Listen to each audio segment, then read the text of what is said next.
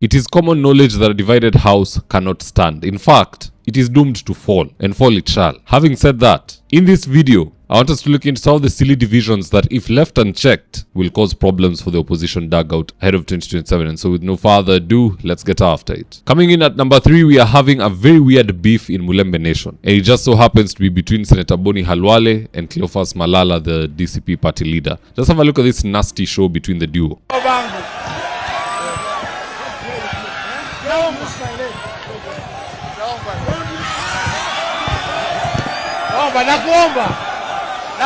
The problem is that both want to become governor of Kakamega, and if a formula is not reached where one gracefully steps down for the other, then I suspect one of the two could get scorned and run off to UDA. Number 2, we are having a fellow called Kagendi. For those who don't know him, it's this guy right here.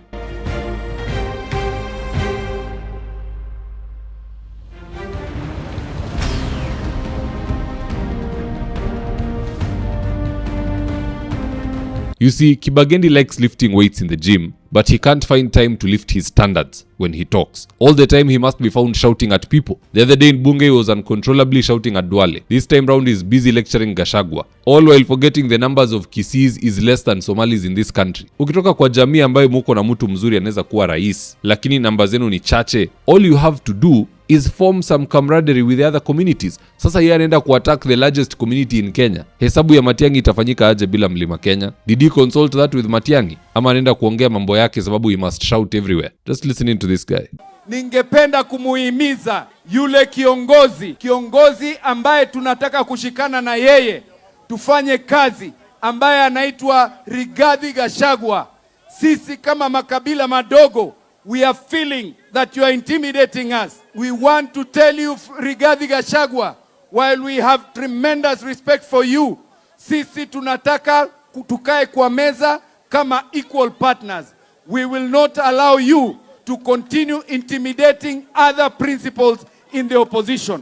Wewe Rigathi Gachagua, ningependa kukuambia, sisi tayari tulikuwa kwa opposition kabla utoke kwa serikali. Kwa hivyo kuja polepole, tuko tayari kufanya kazi na watu wa Mount Kenya, usije ukatudhulumu. Mimi sijui kama ni steroids za gym zinapea ujamaa hasira, but either way, his reckless talks have now made sure Matiang'i is unable to do a successful rally in Kiambu. Because no one is interested. Huwezi enda kutusi Rigathi, alafu unakuja kufanya rally Kiambu, sijui Nyandarua. Nani atakusikiza? That is tantamount to insulting Raila back in the day, and then you go do a successful rally in Kisumu. Simawe itakufuata. Sigari zitavunjwa as we saw it happening back in the day. Fortunately in Mlima that is not a thing that happens, but Matiang'i won't be taken with the same seriousness if this chatter continues. Moving on to number 1. Matiang'i has been really busy hitting on Gachagua through his senior attack dogs like Senator Nyoka and the Kagendi we just talked about. And for the first time, we now know where the bile comes from. Before hatukuwa tunajua. The reason behind the beef is apparently because Matiang'i wanted Jubilee to field their candidate in Olkalau because the late MP of the area, Awan Kiaraho, was elected on a Jubilee ticket. And since Fred did not get his way, he's been bitter ever since. Not my words, just listening to this. Unajua, wakati tulianza uchaguzi mdogo wa Olkalau, sisi katika Jubilee tulitarajia kwamba wenzetu katika upinzani watakuwa wangwana. Kwa sababu unajua wakati wa mbele tuliambiwa kiti ya mbele ilikuwa ya Democratic Party.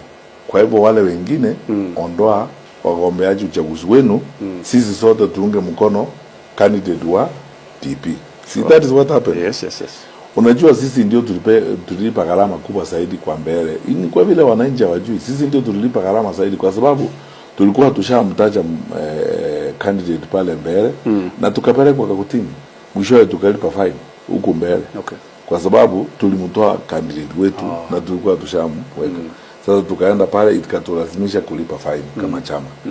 Sasa sisi tulifikiria kwamba watu wote watakuwa wangwana. Kiti ya Olkalau ilikuwa kiti ya Jubilee. Okay. Wasema sasa mgombeaji uchaguzi akiingia wa Jubilee, wenzetu wengine watakuwa wangwana pia vile tulifanya mbele. Watuambie sasa hii ilikuwa kiti ya Jubilee, sisi wote tutasupport Jubilee. I don't get why he's still complaining. DCP won. And the best way to predict the future is to study the past. Look at what happened in Mbeere North. DCP had their own candidate, Mr. Mbui, and he was slated to win. But JB Muturi akaingilia hapo akasema yule mbunge ambaye ametoka hapa huyu Roku amefanywa waziri, alikuwa elected on a DP ticket, so ni muhimu that even the incoming one akue wa DP.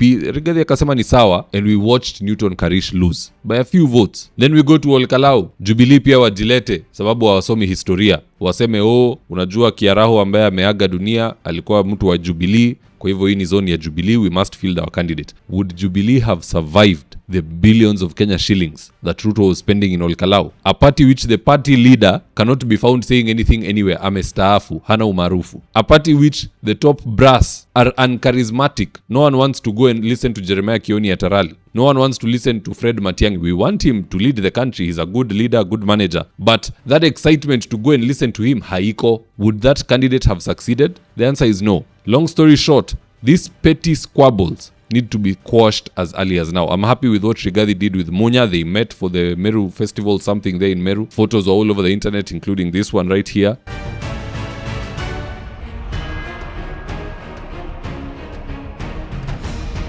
So yeah, that's what we need. Camaraderie. Na yule ambaye haizi cheza na wengine, aende atafute uwanja yake ama aende huko kwa William Ruto FC. Someone like Caleb Amisi, I don't think he's a team player. Kagendi, problem. Senator Onyonka, sijui shida yake ni gani. He can flip on you any moment. So let everybody work on that. We don't need this divisive politics. Because we only have 12 months. In fact, now it's 11 months and some days kungoa hii serikali. So we need watu wakae pamoja na wakae ngumu. Msikubali shetani anaingia hapo mnapigana kitu ya kijinga. Mtu wako avuke, anavuka anaenda hiyo pande nyingine. But anywho guys, that's just my opinion. Do drop in your comments section below and I'll do best to read them and to give you a response. So with that, here today's ads the day. Enhance your credit management skills at the Kenya School of Credit Management. They offer a 4-month online course where you get to learn credit analysis and relationship management, a highly sought after skill in our current leading market. To get started, call 0727 499 561 or 0722 712 669 or visit www.creditschoolmanagement.net. Register now ahead of next month's cohort. Another traffic jam? Another cyber queue? Heck, another surprise cost at checkout? Nah. CTP Print Online ends all of that. Wow! All you have to do is upload your document, see the exact price instantly, and pay via MPESA in under a minute. They've got live order tracking from printer delivery straight to your desk in Nairobi or anywhere nationwide. No queues, no surprises, just perfect prints. Upload now at print.ctpkenya.com. If you're here for the first time, please go on and hit the subscribe button. And if you're watching from a different platform, just head on over to YouTube, search for mzitowafula. Hit the subscribe button, you're going to be getting a ton of content of this nature. If politics is something you're passionate about, this is definitely the one channel that you really need to subscribe to. Right guys, adios.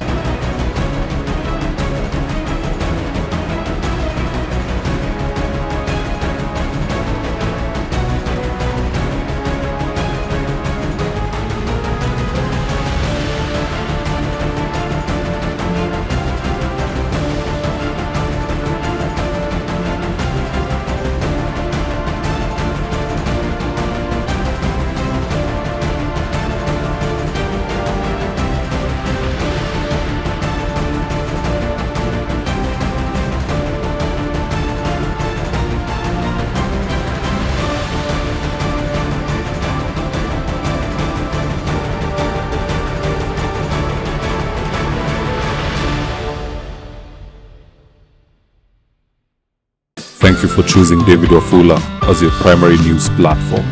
We put countless hours in research, recording, and editing. By showing up each and every day to watch our videos, you encourage us to generate more videos for the viewers. We are on a mission to inform, educate, and build a better tomorrow. To our thousands of followers in a world full of presidents, kings, and queens, you are the real gem. Adios.